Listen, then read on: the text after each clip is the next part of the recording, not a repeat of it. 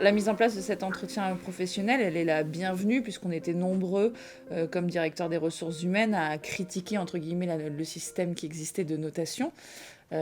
Puisque c'est un système qui date des années 50. On avait les uns et les autres construit un système d'avancement automatique.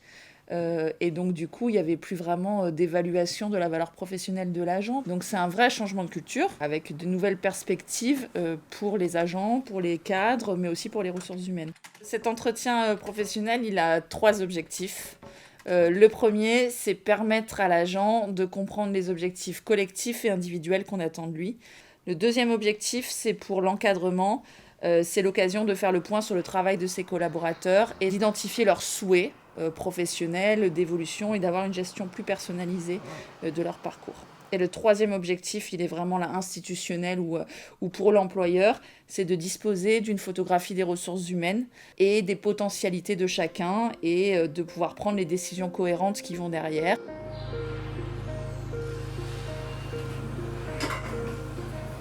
Ça nous permet, nous, de faire un peu le bilan de ce qui s'est passé dans l'année, de vérifier aussi les objectifs qu'on s'était fixés l'année précédente et voir où on en est dans l'atteinte de ces objectifs. Ce temps d'échange, ça permet de créer une relation de confiance, de valoriser. Lors de nos entretiens annuels, on a différents critères de savoir-faire, savoir-être.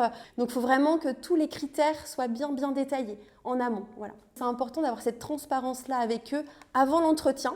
Quelles sont nos attentes? Comment on va les évaluer pour pas qu'ils soient surpris finalement au moment de l'entretien de notre évaluation. Lorsque cet entretien se termine, il y a quelque part presque un contrat qui s'est établi pour l'année à venir.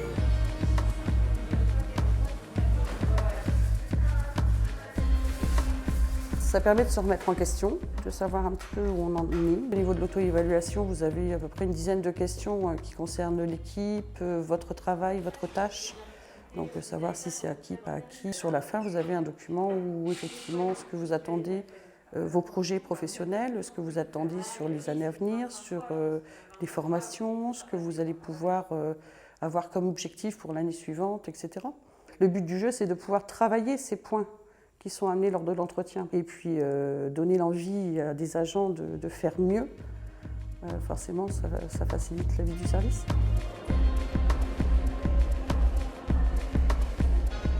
Ça fait partie du projet social d'établissement de moderniser un petit peu les outils RH en matière d'entretien professionnel, entre autres. Le fait de passer sur l'outil Gestform Evolution va permettre d'avoir un suivi beaucoup plus simple, d'avoir un recensement un peu plus exhaustif des besoins et des souhaits de formation. Avant, les informations ne remontaient pas forcément jusqu'à la DRH.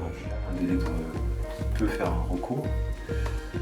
Parce que ça, c'est noté dans les anciennes notes. Jusqu'ici, on était sur un système de notation qui reflétait quasiment uniquement l'ancienneté de l'agent en tant que fonctionnaire dans l'établissement.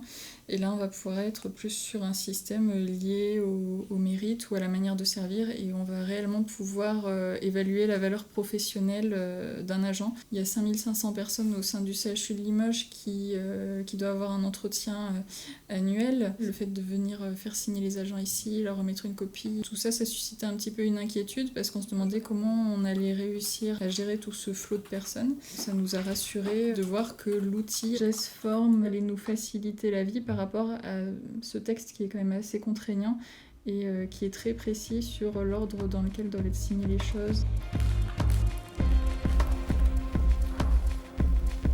On a voulu utiliser l'accompagnement GPMC pour remettre à plat tous nos outils ressources humaines. En partant des fiches de poste, mais pour élaborer des fiches de poste, on s'est dit qu'on élaborait des référentiels métiers-compétences, d'entretien professionnel, un plan de formation qui se base sur les compétences attendues et les entretiens professionnels. Le fait de s'appuyer sur les référentiels métiers-compétences, on a des entretiens professionnels qui sont plus centrés sur les attendus métiers et du coup qui de fait deviennent plus objectifs, plus mesurables.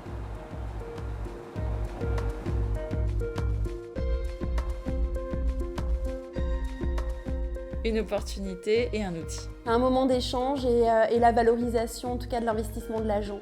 Un temps d'échange pour se projeter et un outil pour développer ses compétences. Monter en compétences et responsabilisation des salariés.